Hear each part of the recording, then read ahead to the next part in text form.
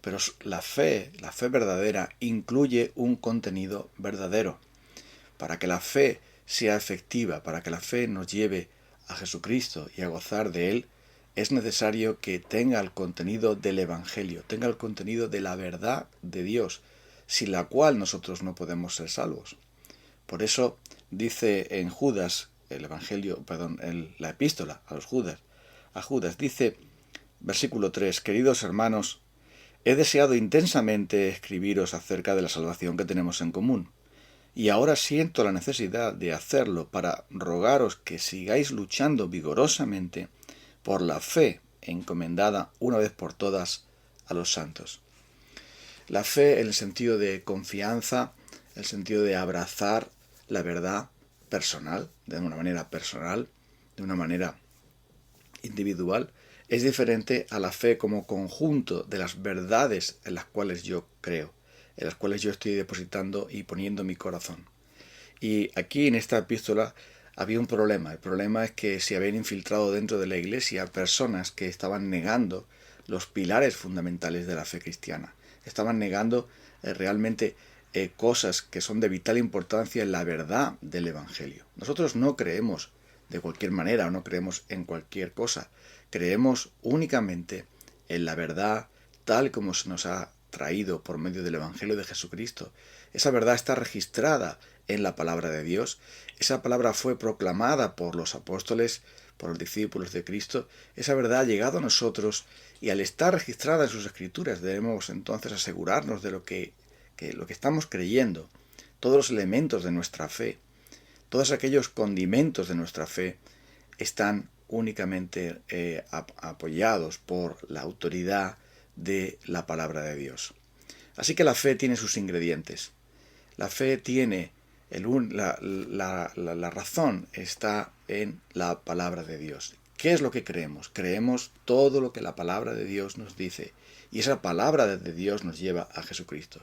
Las Escrituras dan testimonio de Él. Por eso Jesús dijo, escudriñáis las Escrituras, porque ellas dan testimonio de mí. Y por ese motivo nosotros necesitamos afianzarnos en la fe. Así es que desde muy temprano la Iglesia, sobre todo lo tenemos en algunas epístolas de Pablo, enseguida hizo pequeños resúmenes de la fe, como cánticos cristológicos o declaraciones de fe que encontramos en forma de verso, en forma de poema, de declaración, que todos podían aprender de memoria. Tenemos el caso de Filipenses capítulo 2, donde se habla de Jesucristo y su obra por nosotros, haya en vosotros el mismo sentir como en Cristo Jesús, el cual, etcétera, ¿no? O sea, seguramente os acordaréis.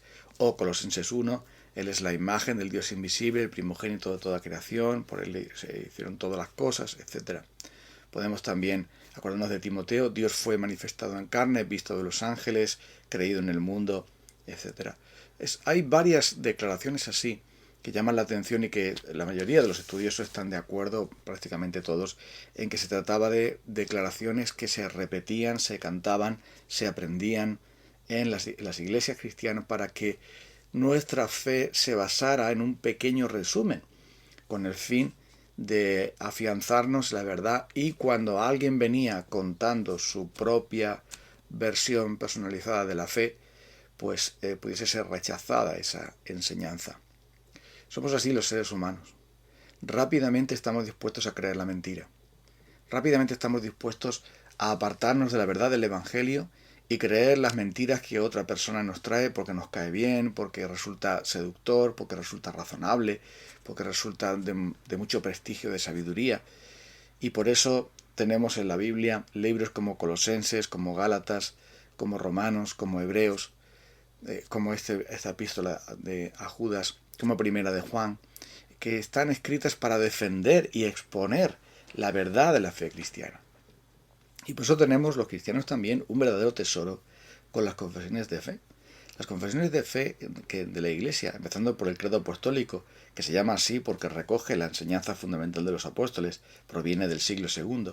Pero a partir de ahí podemos decir que, aunque ya está registrado en el Nuevo Testamento, como hemos mencionado antes, pero a partir de ahí la Iglesia cristiana necesita hacer pequeños resúmenes más o menos grandes, más o menos extensos, más o menos explicativos de las grandes preguntas de la fe cristiana.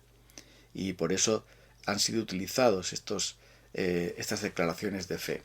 Durante mucho tiempo la Iglesia cristiana aprendía los 10 mandamientos de la ley de Dios para saber cuál es el pecado y saber cuál es la voluntad de Dios. También se aprendía el Padre Nuestro como manera de conocer cómo orar, cómo acercarnos a Dios, las verdades de Dios ahí. Y por supuesto también el credo apostólico: creo en Dios Padre Todopoderoso, creador del cielo y de la tierra, etcétera, etcétera.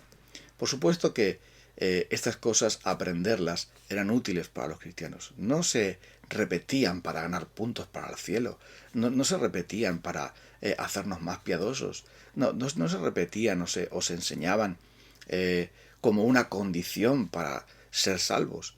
Simplemente se hacía para que cada cristiano pudiese conocer lo básico de la fe, pudiese meditar en ello y pudiese defenderse también de todo aquello que no provenía de Dios. Por ejemplo, el credo apostólico dice: creo en la resurrección de los muertos o la resurrección de la carne.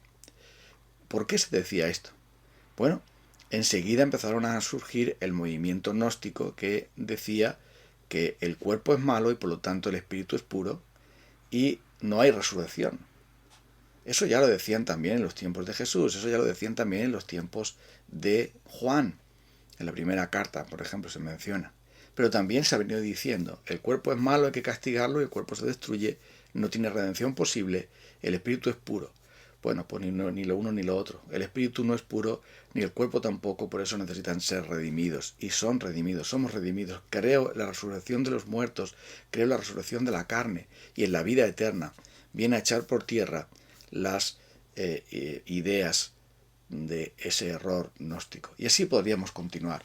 Entonces, verdaderamente los credos tenían y tienen un gran papel.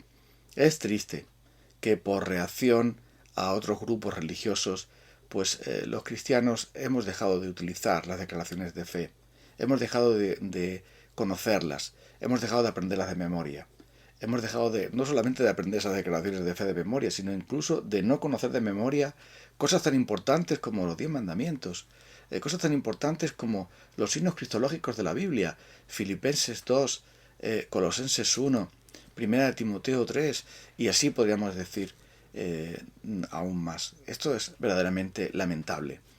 Y por esto hay tantos cristianos que un día están en la iglesia evangélica y otro día aceptan una invitación para los mormones o aceptan una invitación para los adventistas del séptimo día, creyendo que es prácticamente lo mismo. Claro, su fe no tiene contenido. Su fe es solamente una funda de religiosidad, una funda de moralidad, una funda de sentirse bien. Es como un ingrediente que hace que me sienta mejor persona, que pueda tener cierta paz, pero no hay contenido. No hay realmente una pasión y un entendimiento por el Señor Jesucristo, por el Padre, nuestro Dios, por el Espíritu de Dios, por la palabra de Dios, por las verdades maravillosas y liberadoras del Evangelio. Y esto es porque no se han formado, no tienen semillas en su corazón que den como fruto estas bendiciones que nos trae el Evangelio. Y por lo tanto cualquier otro puede plantar sus semillas ahí y confundir, engañar y apartar del Evangelio a tantos. Esto no es una cosa que lo diga yo. Esto es algo que aparece en el libro de los Gálatas, donde Pablo realmente tiene que ser tan firme allí porque muchos estaban siendo engañados otra vez para volver al judaísmo, a circuncidarse, a guardar los mandamientos de la ley, creyendo que así iban a poder ser salvos, creyendo que así iban a poder tener bendiciones de Dios, santificándose por sus propias obras en vez de por la fe en el Señor Jesucristo. Y el libro de Judas es tan fuerte porque las enseñanzas falsas de esos falsos maestros, valga la redundancia, estas enseñanzas les estaban llevando al libertinaje, les estaban llevando simplemente a vivir una vida de pecado, a volver a la maldad en la base del engaño.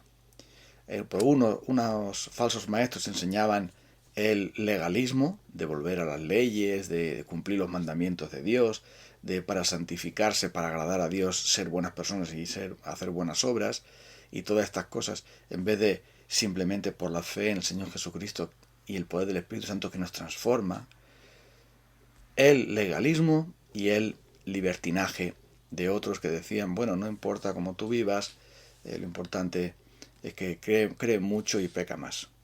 Entonces, eso no es realmente el Evangelio. Y al no conocer, como dice ahí, la fe encomendada una vez a todos los santos, una vez para todos los creyentes, el Evangelio es uno. Es uno, y ese Evangelio ha sido dado para nosotros para que lo conozcamos, para que lo protejamos, para que lo acojamos en nuestro corazón, para que simplemente lo gocemos y no permitamos ningún tipo de conservante o colorante, ningún tipo de aditivo, ningún tipo de cosa que pueda estropear lo que realmente ya es perfecto y saludable. A mí me gusta poner un ejemplo culinario porque todo el mundo lo entiende. Si tú quieres hacer un cocido, sea el cocido madrileño, sea el cocido manchego, sea el cocido de otro tipo, el cocido tiene básicamente unos ingredientes. Y por lo tanto, si una vez que tienes preparado el cocido alguien viene y dice que tienes que echarle en el cocido sardinas o chocolate, aunque sean las sardinas y el chocolate cosas en sí buenas, pero en el cocido no son admisibles de ningún modo. No se puede echar en el cocido determinados ingredientes porque lo arruinaría. Así sucede con el Evangelio. El Evangelio ya es un cocido perfecto. No hace falta añadir nada más. Y lo que se añada realmente destruirá el equilibrio perfecto que ya tiene el Evangelio.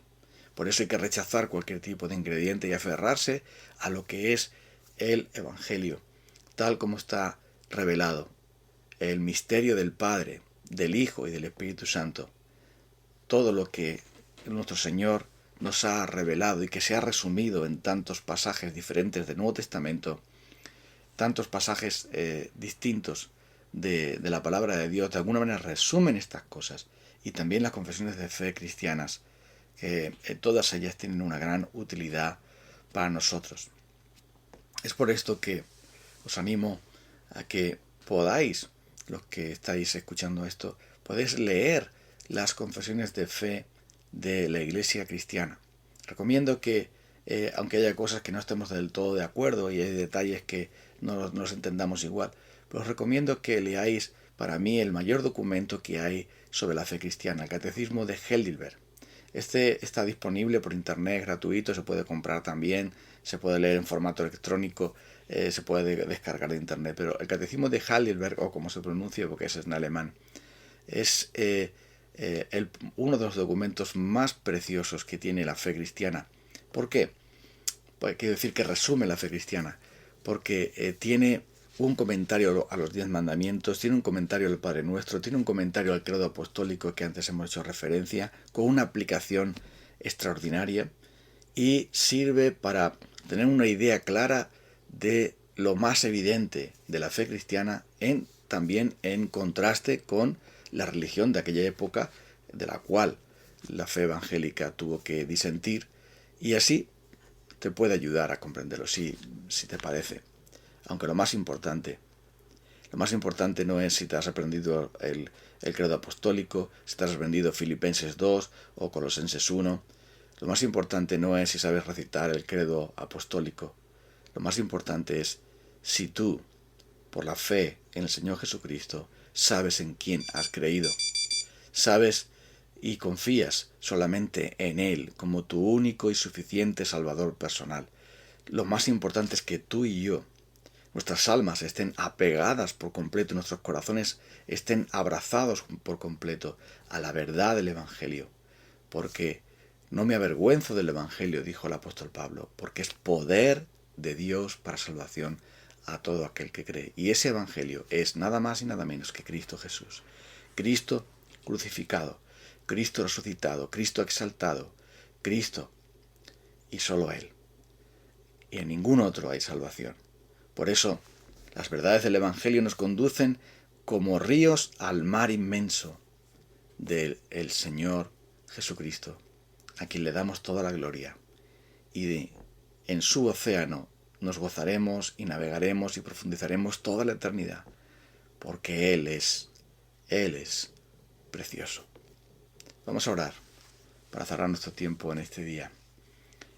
Nos inclinamos en adoración delante de ti, Espíritu Santo, por habernos revelado las maravillas de Cristo, por habernos regalado tu palabra, la Santa Biblia, en la cual podemos una y otra vez venir a asegurarnos de creer lo correcto, de hacer lo que tú quieres, de servirte, de conocerte. Gracias, Señor, por darnos tu palabra. Gracias por darnos fe en nuestros corazones y gracias por defendernos de las mentiras de este mundo, sea que nosotros las inventemos o sea que otros nos las traigan y nos hagan creerlas. Gracias porque tu palabra, que es inspirada por ti, es útil para corregir, es útil para defendernos, es útil para enseñarnos, para edificarnos, para hacernos madurar, para en todo poder agradarte y conocerte. Ayúdanos a creer y ayúdanos a saber en qué creemos. En el nombre maravilloso de Jesús. Amén. Nos encontramos el próximo día. Un abrazo. Feliz día.